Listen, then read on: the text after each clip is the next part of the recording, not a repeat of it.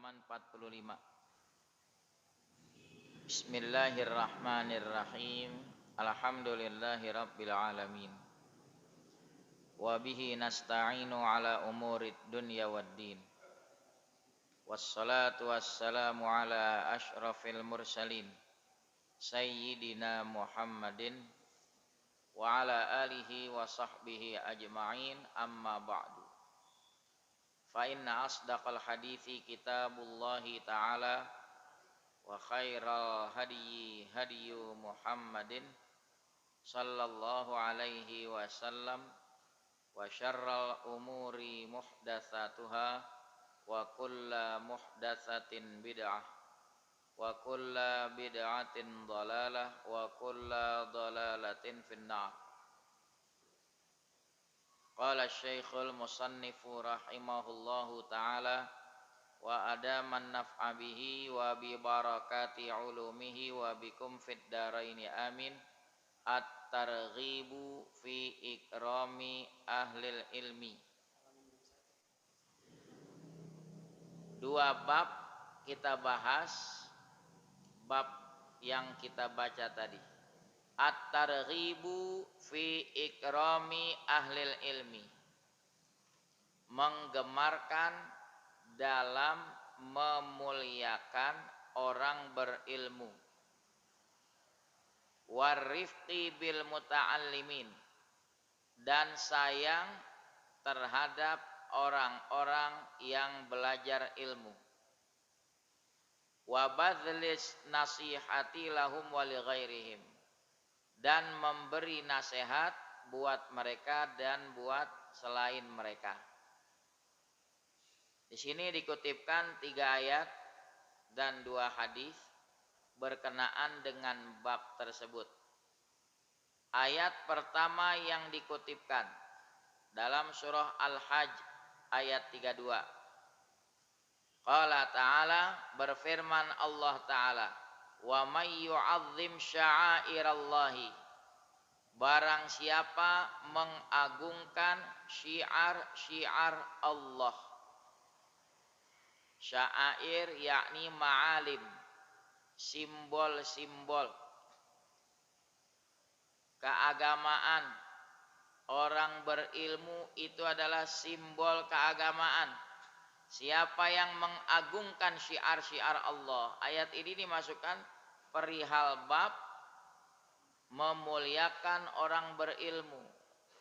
Artinya penulis ingin memberitahu bagian daripada syiar keagamaan memuliakan orang-orang yang berilmu. Siapa yang memuliakan syiar-syiar Allah, fa innaha, sesungguhnya memuliakan syiar-syiar Allah itu min taqwal qulub, bagian daripada setakwa-takwa hati. Itu tanda hati yang takut kepada Allah. Dia hormatin, dia muliain ulama, orang-orang yang berilmu dia hargain. Kalau seorang Amirul Mukminin, kepala negara seperti Harun ar-Rasyid, dia mengajarkan bagaimana kedua putranya Al-Amin dan Al-Ma'mun untuk senantiasa memuliakan gurunya Al-Kisai. Satu ketika sang guru keluar selepas mengajar. 2 putra Amirul Mukminin bergegas merebut menyodorkan sendal guru untuk dipakaikan ke kakinya. Nah, abang me adek berebut nih. Pada akhirnya keduanya sepakat, surang satu aja. Yang satu dipegang abang, yang satu dipegang adek. Jadi dua-duanya bisa menyodorkan. Kejadian ini didengar oleh Harun ar-Rasyid. Dia kirim utusan. Dia tanya, Tuan Guru, man a'azzun nas? Manusia siapa yang paling mulia? Beliau jawab, Amirul Mukminin. Ya orang nomor satu di negeri, Amirul Mukminin. Apa beliau bilang? Oh bukan. Manusia yang patut dimuliakan, orang yang orang lain berebut berusaha menyodorkan sendal dipakaikan ke kakinya. Si guru berasa itu mengarah ke saya.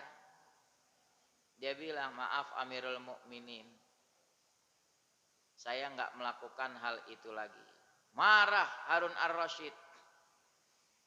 Kau hentikan adab seperti itu, aku hukum kau. Biarkan anak-anakku belajar memuliakan guru dari semasa kecil, menghormati ulama. Biarkan dia menyodorkan sendal dipakaikan ke gurunya. Itu nggak akan mengurangi marwah mereka. Yang ada membuat mereka jadi mulia di kemudian hari. Saya berterima kasih justru kau telah berhasil mendidik kedua putraku punya rasa hormat kepada ulama. Itu zaman dulu. Zaman dulu penguasa sekelas Harun ar-Rasyid menanamkan dua putranya biar hormat sama ulama. Itu tanda bapaknya juga Harun ar-Rasyid cinta kepada ulama. Lah kalau nggak dicontohkan, alih-alih memuliakan menghormati ulama, melecehkan, menuduh, memfitnah ulama, bagaimana generasi berikutnya mau menghormati ulama? Mari kita lanjutkan. Ayat kedua. Wa qala ta'ala, berfirman Allah Ta'ala, wakhfid janahaka lil mu'minin. Rendahkan sayapmu. Sayap dimiliki burung. Istilah ini isti'arah, dipinjam. Maksudnya apa? Rendahkan sikapmu. Lemah lembutlah terhadap orang-orang beriman. Ini yang dibilang a'izzatin alal kafirin. Kalau terhadap asyidda'u alal kuffar, ruhama'u bainahum. Tegas terhadap orang-orang kafir, punya prinsip tegas. Tapi terhadap sesama orang beriman, ruhama, kasih sayang. Jangan dibalik. Sama saudara sendiri galaknya minta ampun. Tapi sama orang lain ramah sekali. Ingat, dulu pernah saya kasih perumpamaan, ya, anak sendiri ditelantarin, anak monyet digendong-gendong. Nah, terbaliknya tuh. Ya Allah, sampai diciumin tuh anak monyet. Ente paham dah. Monyet di mana-mana mana ada yang hidungnya mancung. Ya. Wakhfid janahaka lil mu'minin. Lembutkan sikapmu terhadap orang-orang beriman. Wa qala ta'ala, ayat yang ketiga dikutip yaitu dalam surah Al-A'raf ayat 68, lagi membicarakan perkataan Nabi Hud alaihi salam. Dia ngomong kepada kaumnya, wa ana lakum nasihun amin. Saya bagi kalian sebagai pemberi nasihat yang amanah. Saya amanahi Allah. Dengan kerasulan ini saya harus sampaikan kepada kalian. Saya tidak mau berkhianat. Wa ana lakum nasihun amin. Itu Nabi Hud ajarkan. Jadi penasehat yang punya amanah. Ini mau kasih nasihat tapi berkhianat, repot nanti. Wa an Aisyah radhiyallahu anha qalat. Dari Aisyah radhiyallahu anha dia berkata, Aisyah istri Nabi. Beliau adalah putri daripada Sayyidina Abi Bakrin Siddiq radhiyallahu anhu. Aisyah meriwayatkan, kata Aisyah, amarona Rasulullah sallallahu alaihi wasallam an nunazzilan nasa manazilahum, rawahu Abu Dawud. Kami diperintah oleh Rasulullah sallallahu alaihi wasallam untuk menempatkan manusia sesuai kadar pemahaman mereka. Dakwah materinya sama, tapi audiensinya berbeda. Bahasa yang disampaikan pun sesuaikan. Bagaimana berdakwah di hadapan anak-anak? Ya tentu berbeda bahasa penyampaiannya dengan berdakwah di hadapan orang dewasa. Walaupun substansinya sama, tempatkan pada tempatnya, manazilahum. Artinya perlakukan mereka dengan perlakuan yang sesuai, ala hasabi ikhtilafi masyaribihim wa tafawutihim fil wadhaifis syar'iyyah. Kalau dalam kitab Hikam disebutkan iqdamun nasi qabla kamalihim summun qatilun. Memajukan orang sebelum mencapai taraf kesempurnaan mereka itu adalah racun yang mematikan. Kita punya niat baik memberi makan bayi yang lapar, tapi nggak tahu caranya. Kita suapin nasi, apa yang terjadi? Keselak, bisa mati, itu fatal. Karena dia belum punya gigi, pencernaannya masih lemah. Niat baiknya itu memberi makan, harus tahu caranya. Oh, sesuaikan porsinya. Dia bayi, belum ada gigi, baru bisa diberikan ASI. Tumbuh lagi, baru bisa diberikan nasi yang halus. Tumbuh lagi, diberikan bubur. Tumbuh lagi, diberikan nasi. Isinya sama, bahan dasarnya beras. Tapi teknik memberinya sesuaikan sama audiensi. Hadis tadi riwayat Abi Daud. Wa an Abi Ruqayyata, dari Abi Ruqayyah Tamim ibni Ausin ad-Dari. Dia masuk Islam pada tahun ke-9 Hijriah. Tamim bin Aus, kunyahnya Abu Ruqayyah.